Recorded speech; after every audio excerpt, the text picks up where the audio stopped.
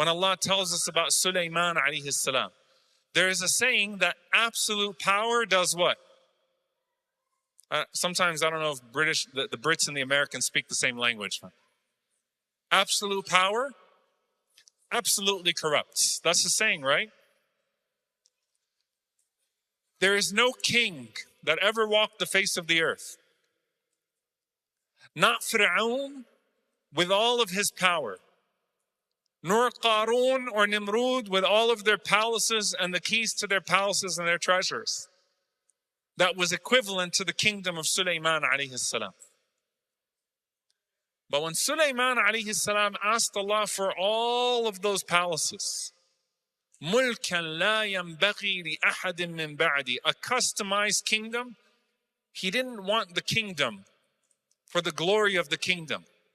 He wanted the kingdom to glorify the King of all kings, subhanahu wa ta'ala, Al-Malik, Al-Malik, Al-Malik. He wanted to glorify Allah with that kingdom. He didn't see palaces, he saw opportunities. He didn't see wealth to enjoy.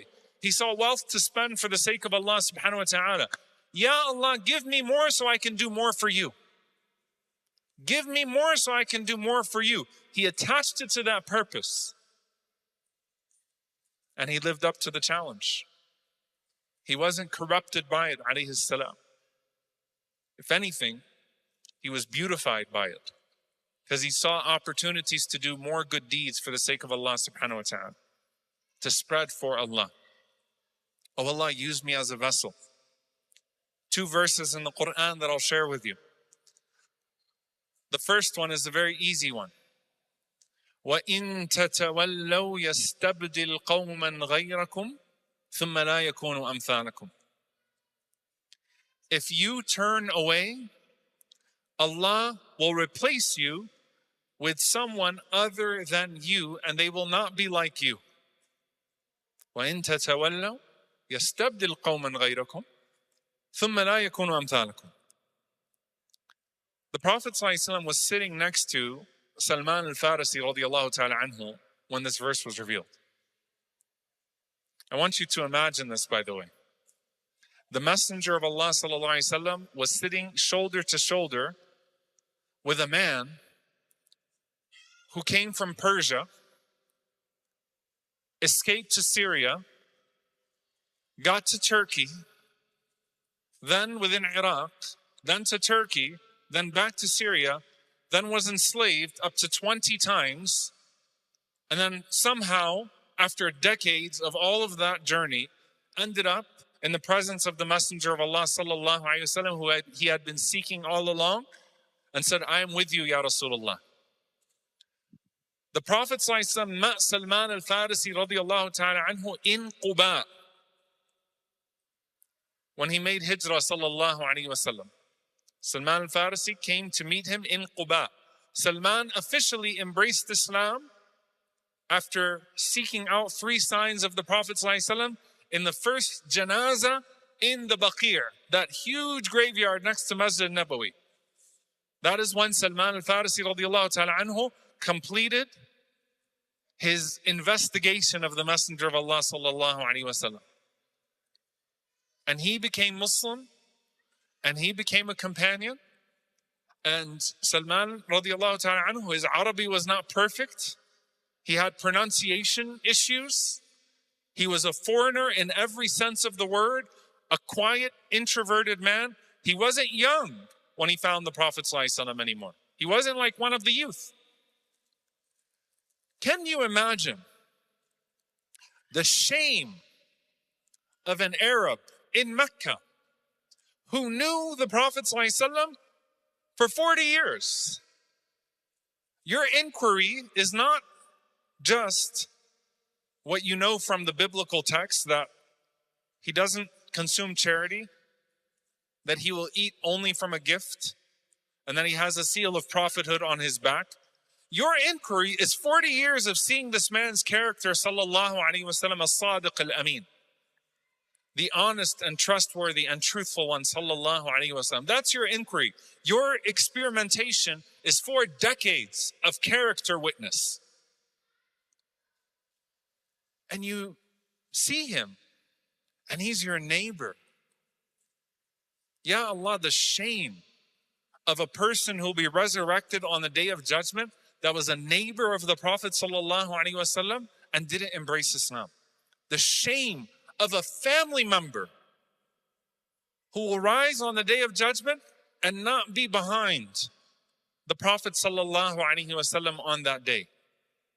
But Salman al-Farisi, all the way from Persia, right next to the Prophet ﷺ.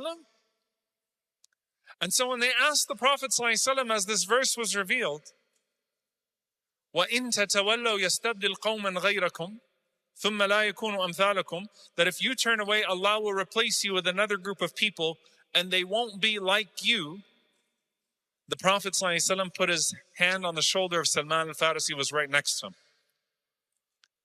And he said, this verse is about Salman radiallahu ta'ala anhu and those like him, which means two things. Meaning, Islam was going to spread through the Persians, which indeed it did, or those like him being the non-Arabs and the people around the world that would embrace Islam and that would be the torchbearers of Islam. That's the first verse. Straightforward. Allah does not need the Arabs. Allah does not need the elite. Allah does not care for your worldly decorations and titles if you are a slave to this world. You are of no use to the call of Allah subhanahu wa ta'ala. You're not needed. And that was a strong message to these people. And by the way, it's important to put yourself in the context of the 7th century. Religion and nationality, not in the nation state sense, but in the tribal sense, were inherently woven together. The Romans were Christian. The Persians were Zoroastrians. And if you align to the Byzantines, then you align to their religion. If you align to the Persians, you align to their religion. The idea of a faith that transcends race and tribe and culture is very foreign to that world. And Islam brought it and infused itself into this world so quickly that it penetrated the entire world and not only embraced people from different backgrounds than the Arabs, but actually placed them in positions of leadership within the very first generation of Islam. It was instant. Allah doesn't need you, but you need Allah. You had these people coming to Allah from all over the world saying, oh Allah, make me a vessel. I'm ready. I want to receive it and I want to spread it. I'm ready for it. Another verse in the Qur'an, which is extremely similar, but it's a bit more descriptive. It's in Surah Al-Ma'idah. It's one of the final verses that the ulama mentioned was revealed. Surah Al-Ma'idah, later Madani Surah in general, where Allah subhanahu wa ta'ala says, Ya ayyuha alladhina amanu, man yartadda minkum an dini. Whoever amongst you turns away from their religion. And this is one of the signs of the imminent death of the Messenger of Allah sallallahu alaihi wasallam.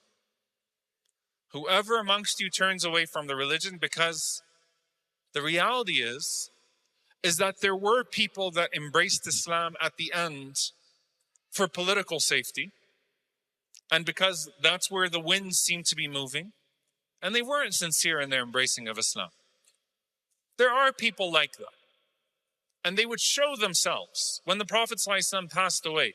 So, man yartadda minkum an dini, whoever amongst you turns away from this religion,